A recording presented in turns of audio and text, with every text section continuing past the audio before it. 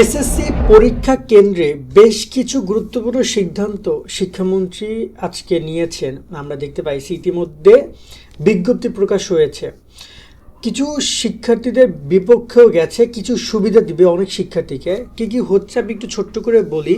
মূলত পরীক্ষা কেন্দ্র একটা খুবই গুরুত্বপূর্ণ জায়গা। কেন? কারণ তুমি এতদিন যাই পড়েছো না কেন, পরীক্ষা কেন্দ্র যদি তোমার অনুকূলে না থাকে, তোমার বিপরীতে যায়, তাহলে আলটিমেটলি এত পড়ার কোনো লাভ নাই, তোমার পরীক্ষা খারাপ যাবে নিশ্চিত। কিন্তু পরীক্ষা কিন্তু যদি তোমাকে অ্যাডভান্টেজ দেয়, তোমাকে কোনো বিপদে না ফেলায়, তাহলে কিন্তু তুমি যা পড়েছো এতদিন তা সুন্দর করে লিখতে পারবা। সেটা শিক্ষক হোক, সেটা পরীক্ষা কেন্দ্রের আলো বাতাস, তোমার বিদ্যুৎ ব্যবস্থা, সেটা তোমার টিচারদের ব্যবহার, অবকাঠামোর যে বিষয়গুলো রয়েছে, সব কিছু হিসাব করেই কথাগুলো বলা। আমি কিছু উদাহরণস্বরূপ তোমাদেরকে বিষয়গুলো বুঝিয়ে দিচ্ছি। তার আগে বলছি, তোমরা যারা এখন আমাদের ইউটিউব চ্যানেল ফেসবুকে সাবস্ক্রাইব ফলো করে রাখো, আর যারা আমাদের 26 সাজেশন কোর্সে জয়েন হতে চাও বিস্তারিত দেখে নাও। এসএসসি 26 শিক্ষার্থীরা শেষ সময় এসে কি পড়বা আর কি পড়বা না বুঝতে পারছো না, তারা জয়েন হতে পারে আমাদের সাজেশন কোর্সে। কেননা এই সাজেশন কোর্স থেকে তোমাদের 90% পরীক্ষা প্রশ্ন কমন পড়বে। প্রত্যেকটা অধ্যায়ভিত্তিক সৃজনশীল, সংক্ষিপ্ত এবং নৈবেত্তিক প্রশ্ন উত্তর সহকারে আমরা দিয়ে দিয়েছি, যার বাইরে থেকে ইনশাল্লাহ আশা করি কোনো কিছু আসবে না। এছাড়াও তোমরা এই শিটগুলো চাইলে নিজে ডাউনলোড করে প্রিন্ট আউট করে নিতে পারো বা মোবাইল থেকেও পড়তে পারো। অলরেডি অসংখ্য শিক্ষার্থী কোর্সে যুক্ত হয়েছে। একটা অধ্যায় গুরুত্বপূর্ণ যা আছে সবই দিয়ে দিয়েছি তোমাদের। আমার মনে হয় যে বাইরে থেকে তেমন কোনো কিছু নাই, একটু কষ্ট করে এগুলো যদি পড়ে যাও আশা করি যে ভালো রেজাল্ট করতে পারবা। এই নাম্বার আমাদেরকে 290 টাকা পাঠাও বিকাশ বা নগদ থেকে, আমরা কোর্সের লিঙ্কটা তোমাকে দিয়ে দিব, তুমি ডাউনলোড বা প্রিন্ট আউট করে পড়তে পারবা। আশা করি তুমি বিস্তারিত দেখেছো, চাইলে কোর্সে জয়েন হয়ে শিটগুলো কালেক্ট করে পড়ালেখা করতে পারো। কারণ এখন অলরেডি অসংখ্য শিক্ষার্থী কোর্সে জয়েন হয়েছে, প্রতিদিন যুক্ত হচ্ছে, শিটগুলো কালেক্ট করছে, একটা পারফেক্ট যে অধ্যায়গুলোর পিক করছে, যে অধ্যায়গুলো থেকে প্রশ্ন আসবে, সেই অধ্যায়গুলো সৃজনশীলগুলো, নৈবেত্তিকগুলো, সংক্ষিপ্ত প্রশ্নগুলো আমাদের এখান থেকে নাও, নিয়ে পড়ো, আর কোনো টেনশন নাই, ইনশাল্লাহ ভালো রেজাল্ট করতে পারবা। শেষ সময় এসে একটু পরিশ্রম করো ভাই, ইনশাল্লাহ ভালো কিছু হবে। এবার আমরা কথা বলি পরীক্ষা কেন্দ্র প্রসঙ্গে। দেখো, তোমরা জানো যে পরীক্ষা কেন্দ্র নিয়ে রিসেন্টলি 2টা সিদ্ধান্ত নিয়েছে। এক হচ্ছে সারা দেশে সব পরীক্ষা কেন্দ্রকে সিসি ক্যামেরার আওতাভুক্ত করা, মানে এটা একটা বাধ্যতামূলক করেছে। তার সাথে এটা কিন্তু তোমাদের বিপক্ষে এক প্রকার গেল, যে তোমাদেরকে নজরবন্দি করা, তোমরা আসলে এদিক ওদিক তাকাইতে পারবে না, একটু এদিকে তাকাবা ওদিকে তাকাবা, হেড টিচার বা পরীক্ষা কেন্দ্রের সচিব তিনি তার রুম থেকে সব দেখতে পারবেন। এমনকি শিক্ষামন্ত্রী বা শিক্ষা মন্ত্রণালয়ের কর্মকর্তারাও ঢাকা থেকে সেগুলো দেখবেন বা তাদের বোর্ড থেকে সেগুলো অবজার্ভ করবেন।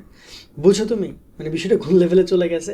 সো মানে তুমি পুরো ভাইরাল হয়ে যাচ্ছে, কোনো কিছু পরীক্ষা কেন্দ্রে ঘটলে সেটা একদম পুরো ফেসবুকে চলে আসবে, কারণ এখন সিসি ক্যামেরার যুগ।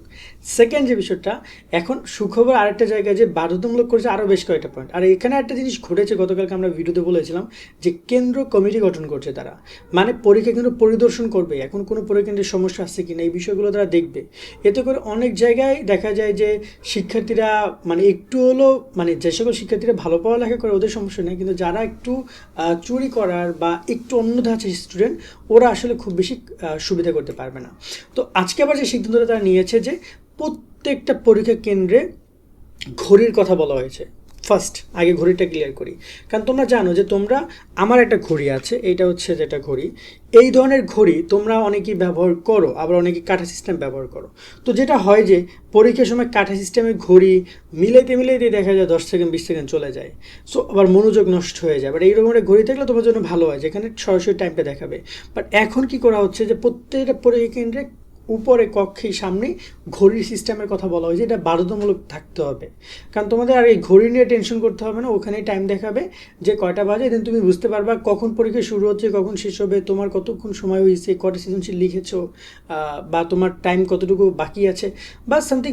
টাইম কিন্তু খুব ইম্পর্টেন্ট একটা জিনিস, এটা তোমরা অনেকে হয়তো বা ইম্পর্টেন্স দিচ্ছ না, যে ঢুকবো বেরোবো আর কি লাগবে, এমনি টিচাররা বের করে দিবে, অতিরিক্ত পরীক্ষা দেওয়ার সুযোগ নেই। বাট তোমার মাথায় রাখতে হবে যে আমার একটা সৃজনশীল শুরু হবে, ধরে নাও যে 10টা 30-এ একটা সৃজনশীল আগে শুরু করবা, তাই 10টা 50-এর মধ্যে কিন্তু তোমার লেখাটা শেষ করা দরকার। এটাকে জানো, এরকম টাইম আছে। কারণ তুমি যদি কোনো কারণে 10টা 50-এর জায়গায় 55-তে যাও, তাহলে কিন্তু অন্যটা সৃজনশীল তুমি সেখান থেকে 5 মিনিট নিয়ে নিচ্ছ, কারণ এখানে তো আলটিমেটলি একটা সৃজনশীল লেখার জন্য একটা নির্দিষ্ট টাইম তোমাকে দিচ্ছে তারা। তুমি একটা সৃজনশীল লিখতে 40 মিনিট বা 25 মিনিট সময় নিবা, অন্যটা তুমি লিখতে পারবে না তাইলে। তো এই টাইম ম্যানেজমেন্টটা ইম্পর্টেন্ট, এটা তোমাকে ঘড়ি দিয়ে হেল্প করবে, এটা বাসায় প্র্যাকটিস করবা।